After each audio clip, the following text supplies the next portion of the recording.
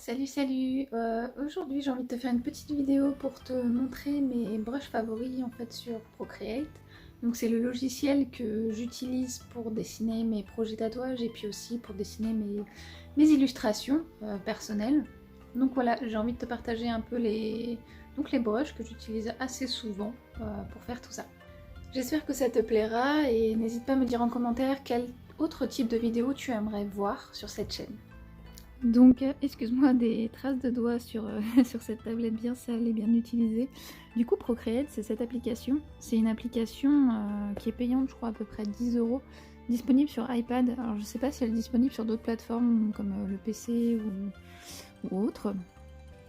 Mais du coup, j'utilise cette application pour dessiner mes projets perso et pro.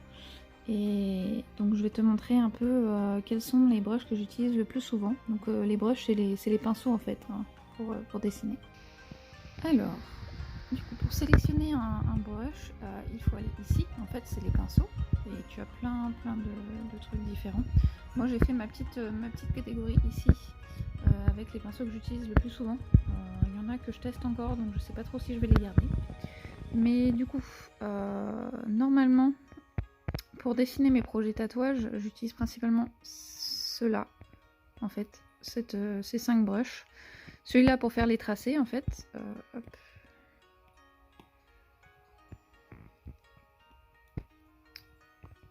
En fait, il me permet de faire des tracés assez fluides pour mes dessins. Tu as celui-là qui est le même en fait, mais qui fait des tracés plus fins. Donc parce que quand je tatoue en général, je prends 2 tailles d'aiguille pour mes tracés et voilà. Ensuite, il y a celui-là, c'est celui que j'utilise pour remplir. Voilà. Voilà, c'est juste un remplissage basique. Celui-là, c'est pour faire mes ombrages. Celui-là, c'est un brush que j'avais payé dans ce set-là. Je sais plus à qui je l'avais payé. Mais il est plutôt pratique. Après, je pense qu'on peut le faire soi-même dans aérographie. C'est un peu le même principe que ceux-là. Hop. Et du coup, ça fait un peu cet effet comme ça. Donc c'est plutôt cool pour faire des dégradés. Hop. Ensuite, il y a celui-là. Ah.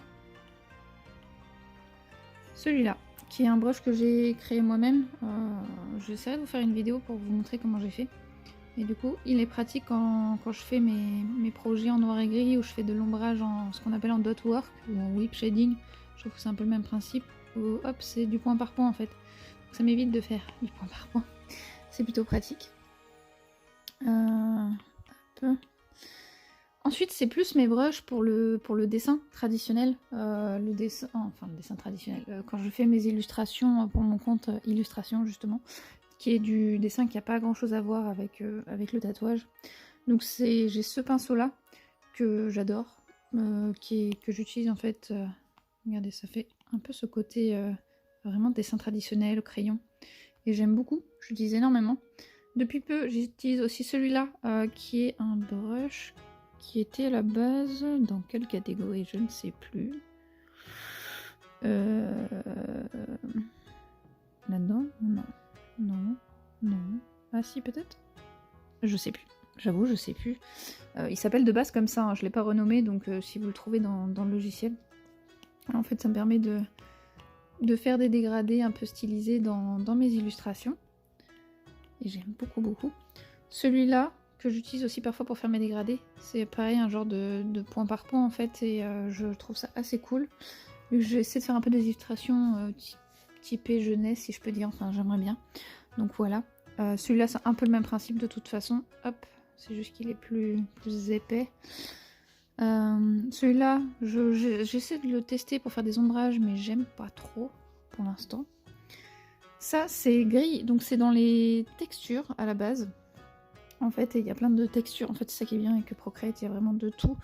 Là, on peut faire des taches, etc. Bon, après, faut aimer, mais voilà.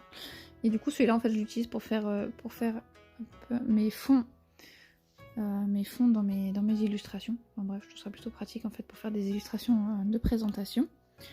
Et j'ai créé également ce brush-là, qui est avec ma signature. Faudrait que je vous fasse un tuto aussi pour vous montrer comment le faire. Mais en gros, j'ai pu à faire ma signature, j'ai plus qu'à et ça le fait tout seul. C'est beaucoup trop bien. Hop, hop, hop. Bref, je trouve ça génial. Donc voilà les brushes que j'utilise assez souvent. J'espère que cette vidéo vous aura aidé. N'hésitez pas à me poser des questions si vous savez pas où les trouver. J'essaierai de vous mettre un max d'informations dans la barre d'infos justement. Mais je suis pas sûre de retrouver toutes les infos sur certains brushes que j'ai achetés notamment en fait. Donc voilà. Merci beaucoup d'avoir regardé et au plaisir de se voir sur d'autres vidéos.